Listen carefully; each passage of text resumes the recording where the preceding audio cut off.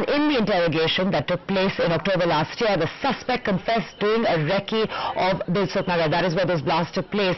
But it is not known if this specific bit of the information was actually passed on to the Hyderabad police.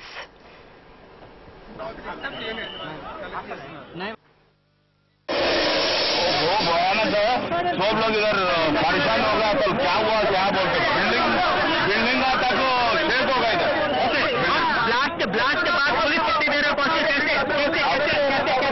सारी चीजों का आप लोगों ने control किया यहाँ काफी ज्यादा भीड़ है लोगों में गुस्सा है आप लोगों का काफी गुस्सा है इसको लेकर हम भी बहुत मेंटेन कर रहे थे लोकल वाले पुलिस वाले भी लेटे आ गए टाइम తీసుకొని మేము అప్పుడే ఇంటికి వచ్చిన మా మన్మని తీసుకొని వచ్చాను మరి వచ్చి బండి రోడ్డు కూర్చోసిన మా బాబు తప్పు బాబు పోయాడు లోపలికి గల్లగా వచ్చారికే పది మొత్తం పొగ వచ్చేసింది ఇక నాకేం సమయాలే వచ్చి మా అన్ని ముక్కలు అంతా 4 ముక్కలు వచ్చాయి నాకేం సమయం బయటకు వచ్చేసింది ఏళ్ళ మీద శవాలు మేము on the spot ambulance Rajahmundry తీసుకొని చూపించేసినాము దాని తర్వాత 4 శవాలు అక్కడనే ఉన్నాయి చాలా పెద్ద సప్పులు వచ్చేసినాయి 2 సప్పులు వచ్చి దాదాపుగా టోటల్గా 20 మంది వరకు వెళ్ళిపోవచ్చు పెద్దగానే వచ్చింది ఆ శబ్దానికి చాలా మంది కంగారు పడిపోయారు పెద్ద వాళ్ళు కూడా చాలా వరకు కంగారు పడిపోయారు ఆ టైంలో ఎంతమంది గుమిగూడు ఉన్నారు ఈ ప్రాంతంలో పేలులు జరిగిన 100 మంది పైనే ఉన్నారు Condemn the barbaric act. This is only to disturb the peaceful living of all communities in Hyderabad and Andhra Pradesh. The state government, along with the central government's help, we will take all steps to see that the culprit is booked as soon as possible. आपने बोला था किसी तरह की information थी जो 2 दिन से सरकार के पास थी किस तरह की पूरे देश में हमारे पास जो इनपुट आ गया है हम सब शहरों में और सब राज्यों को हम इंफॉर्मेशन दे रहे हैं we have to investigate this we should not come to conclusion immediately at this moment किसी को रिस्पॉन्सिबल पकड़ना ये करना ठीक नहीं जब तक हमारे पास इंफॉर्मेशन नहीं आता. All right, speaking of information, let's in fact speak to both our senior and correspondent Preeti Singh. She's joining us from the blast site. We also have our managing editor Vinay Tiwari, who's live with us from the newsroom. Vinay, just to come to you first, this is a very interesting development we're talking about, that interrogation report. Can you just tell us a little bit more about what it said and, of course, whether there was any kind of information that could have been passed on?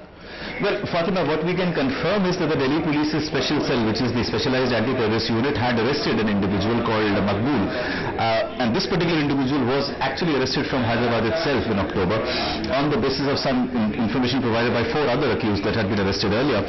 And in his interrogation, this individual had very clearly mentioned that he had carried out a recce in Hyderabad of 3 areas, one of which was Dilsukh Nagar, the exact area where the blast happened today.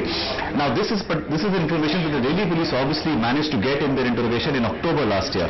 What we don't know is whether this particular interrogation detail was passed on to the Hyderabad police, whether any follow-up was done or not, because so far today what we've heard from the Home Ministry is that they had intel which came to them only in the last 24 to 48 hours.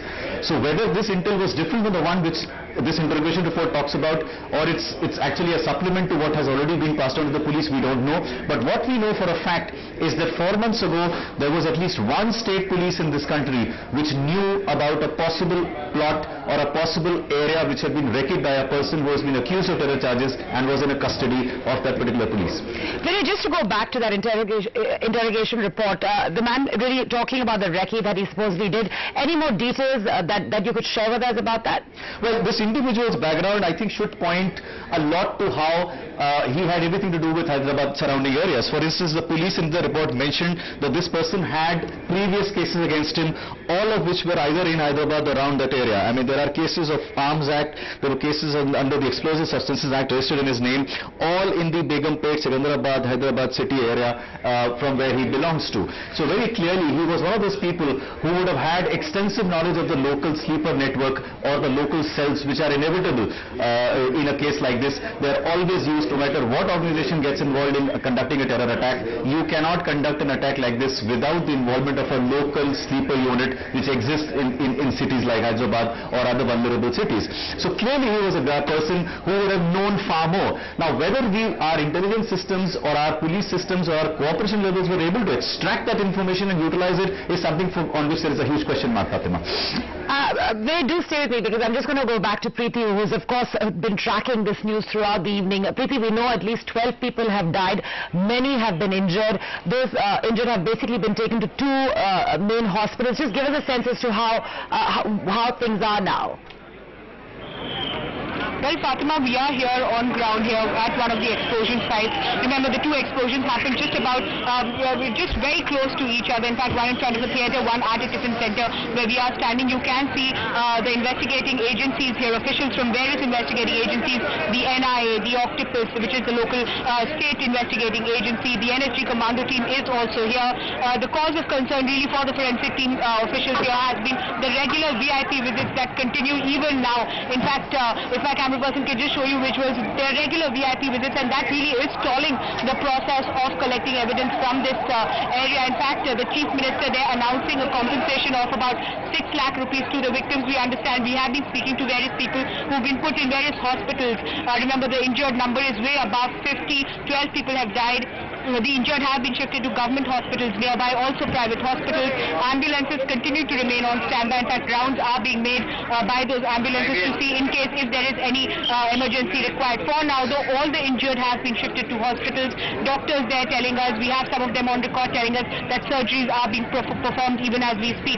Some of them are critically injured. We will really have to see the next few hours how they recuperate, how they come back from those previous injuries, Fatima. Right, and I'm just going to go back to my managing editor, Venkatadri, for more. Vinay, you know, a while ago we of course saw the Home Minister say that we had information for 2 days, it wasn't specific enough. But given this interrogation report that we're looking at, I know you're saying that we're not quite sure if those two really match up, but this is pretty specific inputs that have come as of October. So it's a little surprising that we had that statement earlier on. No, I think, Fatima, we have to explain to our viewers the difference between an intelligence report and an interrogation report, because there is a slight difference between the two. Intelligence report really is information that either the local human intelligence or technical surveillance has given you of information of things likely to happen. Right. Sometimes that is accurate, sometimes that is not accurate, and really a lot is linked to how well or how capable you are in processing that intelligence information. An interrogation report, on the other hand, is actually the detail of a suspect who has been actually put through a grill.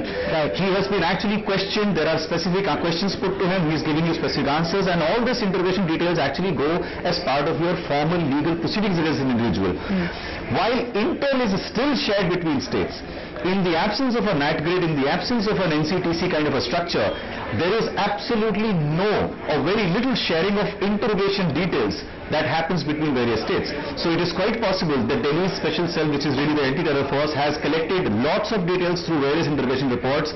Whether they are effectively transferred and shared with the other states where they could be relevant is something over which there is a huge question mark. And I think that's where the role and the importance of something like a NAT grid or NCTC comes into play, where sharing of such information, especially in anti-terror cases, would become mandatory and become transparent. That's right. So the dissemination of that information is really key. Thanks a lot for getting us all of that, Venkatadri, and of course Preeti Singh, who has been reporting all evening from Hyderabad.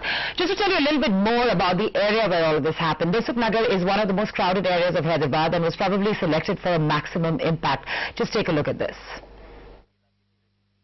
And let me for a moment once again take you to the location where this happened. Now these are two big theatres. There is Konark cinema and there is the Venkatadri cinema. We believe that one of the bombs was placed in an area between them, between these two cinemas. But take a look at this, the Sri Satya Sai catering service, and this is a crowded area in the Dilsukh Nagar. This has a lot of eateries, a lot of small shops. This is also has the largest vegetable market in Hyderabad. And the timing when it took place at 7 in the evening meant that a number of people used this or were there at the bus stand, at the bus terminus. Therefore, it was designed, the blast, to create maximum casualties. But our sources say the material used is a low IED material, the kind perhaps that groups like the Indian Mujahideen have been known to use in the past. But it would be unfair at this moment to speculate as to who is responsible. What is clear is that the nature of the blast was designed to cause maximum panic.